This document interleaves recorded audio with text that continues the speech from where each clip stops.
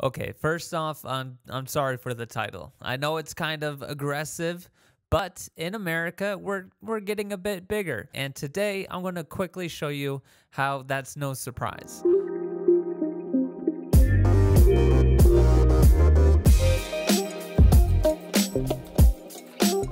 First, let's cruise over the basics real fast, starting with how some smart people predicted before COVID that we're headed towards a 50% obesity rate by the year 2030. Now, to some people, they'd say, hey, that's not a big deal. Well, I would just suggest looking at some of the facts, like how obesity gives you an increased risk of all causes of death, depression, anxiety, hypertension, type 2 diabetes, heart disease, stroke, gallbladder disease, osteoarthritis, sleep apnea, cancer, low quality of life, pain, and limited physical functioning.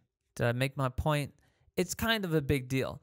Now, we can quibble about things like personal choice and discipline and how both play a role in obesity another day. And you should know that I am not the one to go to if you just want to throw up your hands and think there's nothing you can do about changing your trajectory. All right, now with that said, a quick glance around will show you that there's more to our obesity problem than it boiling down to just personal choice or that we're all just victims. So let me start with what people were recommended to eat in the 90s. Remember the old food pyramid? Well, if you forgot, hey, guess what? It's okay. We have a new one now. But the old food pyramid said that we were supposed to eat anywhere from 6 to 11 servings of bread, rice, pasta, and cereal, with absolutely no distinction between the different types of carbohydrates. And it matters what type of carbohydrates we're eating. Now, this left the door open for businesses to push out foods that were just packed with carbs. But again, not the good kind of carbs. No, they went for the cheap stuff, like refined carbs, the ones that have no nutritional value. For example, they recommended cereal. A quick reminder, cereal has dozens of grams of sugar and refined carbs as their main ingredients, which this translates to, again, little to no nutritional value. And you're also getting a massive glucose intake, aka a massive sugar intake. And we're supposed to eat 6 to 11 servings of this. The largest portion size that we're supposed to be eating is comprised of this. And when it came to actually nutritious food like meat, eggs, and nuts, we were only supposed to eat about 2 to 3 servings.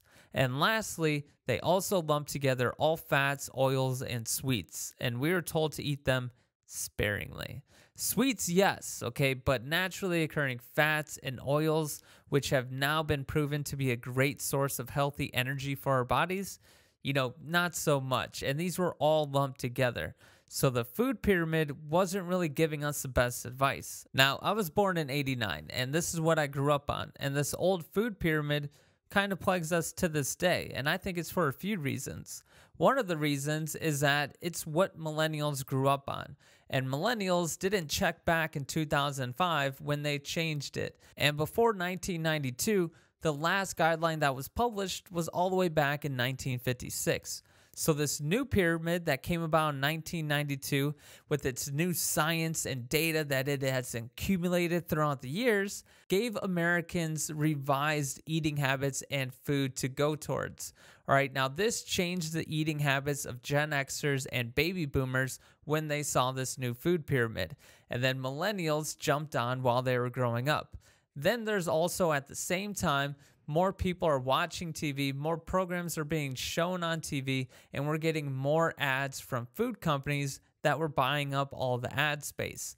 And it's not like these ads were from healthy companies. And we didn't even know the extent of how bad these places were for us. So we're all getting force-fed ads of fast food restaurants, sugar-laden cereals, and the Keebler Elf, all while being recommended by the USDA food pyramid to essentially eat sugar, right? Well, of course, we have a weight issue. Furthermore, our grocery stores and fast food restaurants have been stacked full with food that contains trans fats, sugar, and refined carbs. All three are directly linked to obesity and several other health complications. Specifically, trans fats have been proven so unhealthy that they have been banned in the United States. Across the U.S. have already banned trans fats in restaurants. And even though trans fats have been shown to have no nutritional value and they directly increase your risk of heart disease, major companies that stock our grocery stores today lobby to get an extension on when they will phase out their food with trans fat. So we won't even get rid of this problem until 2021. But trans fats have been all over our food, from baked goods, canned food, fried foods, and more. And none of us really knew it. And sugar, which is another factor in weight gain and obesity, this is being overconsumed at an alarming rate. Now, sometimes, it's because we want some cake, and it's our personal choice. But other times, it's because 74% of our packaged food is hiding sugar, because companies can pick from one of the 60 other names for sugar, and they can use that name to mask that they have sugar inside of their product.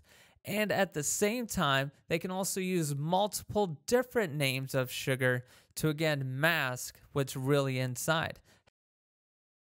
What the hell? You'd think that just getting an iced coffee from Starbucks, you'd think that you'd be safe from sugar. But if you go to Starbucks today and ask for just a plain, regular, ice cold coffee, guess what? They are going to give you 16 grams of sugar-laden syrup into that regular iced coffee. And they're going to do it unprompted. You have to ask specifically for them to not put any syrup in it. Again, this is just for iced coffee. That's the name of it. And back to cereal, Raisin Bran, a personal favorite of mine, labels their box with having no high fructose corn syrup. That's great, right? But what does that mean? Well, it doesn't really mean too much when there's still 20 grams of sugar within that same box. So why are they sitting there telling you that there's no high fructose corn syrup in there? Why do you think they told you that? So with over half of our available food in grocery stores having added sugar, and also with the garbage recommendations that we get from our leaders, and with the sneak attack that we get from refined carbs, we have ourselves a problem. People are being told the wrong information. Also, not enough people are getting out the right information. And on a day-to-day basis, our healthy food choices are very limited. Is it a surprise to anyone that we have a weight problem?